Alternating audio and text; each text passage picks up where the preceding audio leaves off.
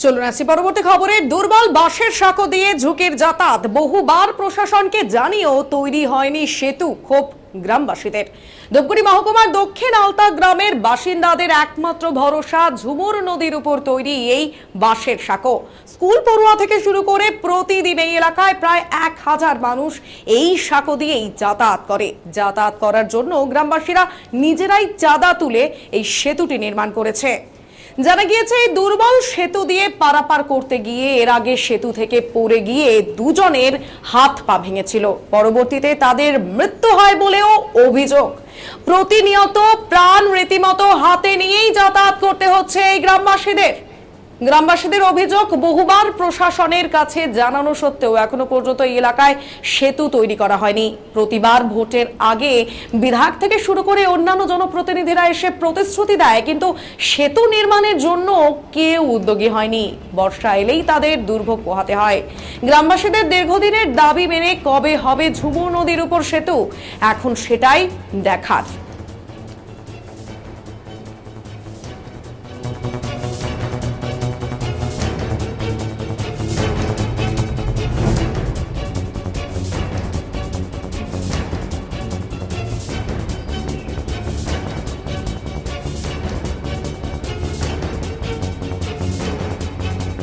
এই সেই বাঁশের সেতু দেখতে পাচ্ছেন, যার উপর চলাচল করতে গিয়েই দুজনের প্রথমে হাত পা ভেঙে গিয়েছিল আর তার মৃত্যু পর্যন্ত হয় বলেই অভিযোগ। পাকা রাস্তার সেই রাস্তা শেষ হয়েই যেখান থেকে শুরু হচ্ছে নদী, সেখানেই এই যে 1, 2, 3 এভাবেই বাঁশ দিয়েই এই সেতুটি তৈরি করছে, তাও গ্রামের মানুষ চাঁদা তুলে। আর এখানেই গ্রামের মানুষের কি ভোগান্তি তা একবার দেখলেই কার্যত স্পষ্ট।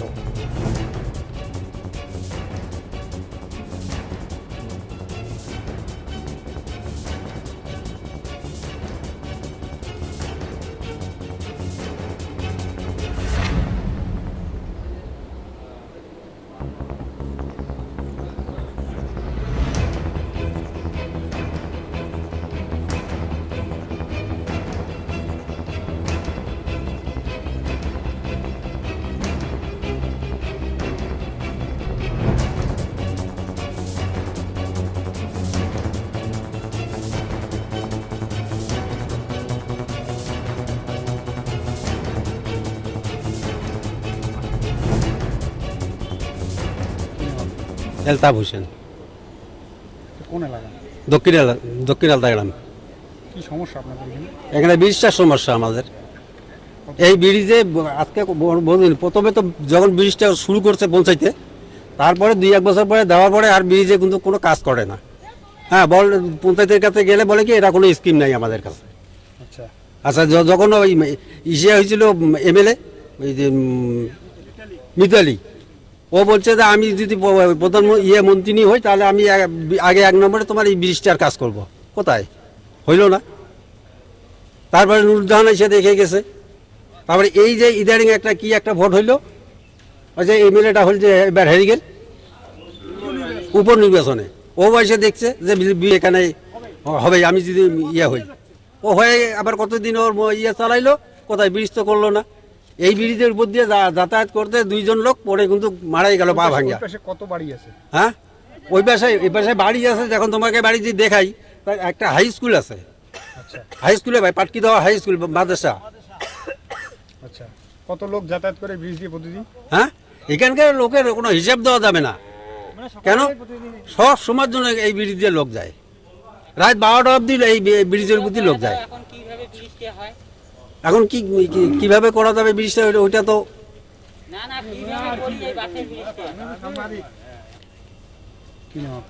এলতাফ হোসেন। আমার নাম মাসুদ কবির। কি সমস্যা? সমস্যাটা এখানে দীর্ঘদিনের একটা এই বাঁশের ব্রিজ নদীর উপরে, যেটা 3 মাস থেকে 6 মাসের বেশি টিকে না, যেটা বর্ষার টাইম আসলেই মনে করেন ভেঙে চলে যায়, জলের স্রোতের সাথে ভেসে চলে যায়। তারপর আবার পুনরায় করা হয়, সেটা দলীয়ভাবেও করে এবং আশপাশের যে সাধারণ পাবলিক আছে তারা চাঁদা তুলেও নিজেরাই করে যাতায়াতটা করে। আর এটাতে প্রতিদিন মনে করেন এই নদীর ওই পারের যে লোক আছে যাদের কর্মজীবনের কারণে ধূপগুড়িতে যাতায়াত করতেই লাগে, এই ব্রিজটাই তাদের একদম মানে মেন রাস্তা আর কি বলা চলে। এই ব্রিজ স্টুডেন্ট যাতায়াত করে এটা? এইটাতে পাটকিদহ হাই মাদ্রাসা আছে, যেটা ওই পার থেকে মোটামুটি 50 থেকে 100 জন ছাত্র ডেলি যাতায়াত করে, এবং ও নদীর ওই সাইড থেকে আবার কিছু ছাত্র আছে যারা high school, Dhupguri high school এবং গার্লস স্কুল যাতায়াত করে।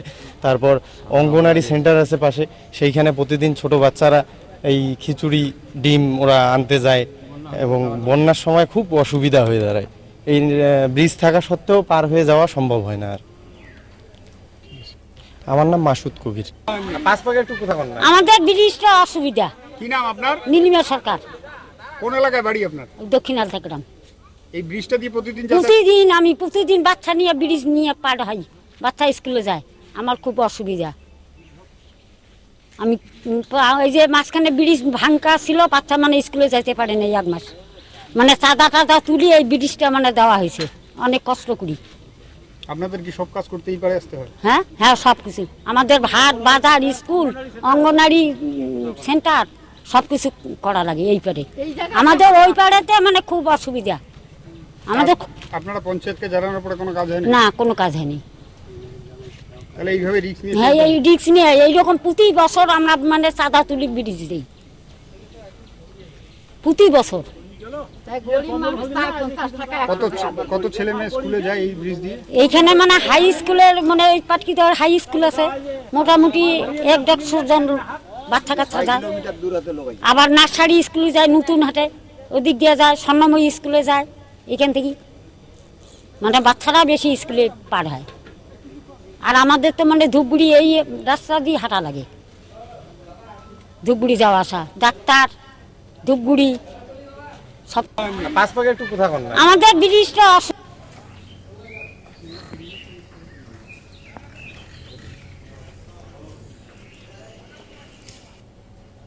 ভোট আসে ভোট যায়, প্রতি বছর প্রতিশ্রুতি মেলে কিন্তু সেতু মেলে না, নিত্যদিনের ছবি। ধূপগুড়ি পঞ্চায়েত সমিতির সদস্য জাহাঙ্গীর কবির এ ব্যাপারে কি বলেছেন শুনুন। এই সেতু বাঁশের সাঁকো, যেটা দিয়ে বহু মানুষের দীর্ঘদিনের দাবি, এবং বর্ষাতে তাদেরকে বিরাট সমস্যার সম্মুখীন হতে হয়। কি বলবেন আপনার ওই এলাকার বিষয়ে? না, ওইটা সমস্যা ছিল বিগত দিনে, আমরা এটার জন্য অনেক দৌড়ঝাঁপ করছি এবং আমরা ওটা শেষ করে জানাইছি। তারপরে ধূপগুড়ির থেকে হয়তো সাংবাদিকের কেউ গেছে, গিয়ে ওইটাকে আরও বিশেষ করে জনগণের মধ্যে আসছে। তারপরে পরবর্তী পর্যায়ে দেখা গেলো আমরা দিদিকে জানাই, ওখান থেকে ইন্সপেকশন হয়ে গেছে, এবং জেলা সভাধিপতি আমাদের যে কৃষ্ণা বর্মন, উত্তর কর্মা নূরজাহান বেগম, আমাদের বিধায়ক নির্মল চন্দ্র রায়, এনারা নিজেরাই উদ্যোগ নিচ্ছে। প্রসেস পদ্ধতি একরকম হয়েছে, টাকা থাকলে, টাকা পেলে কাজটা শুরু।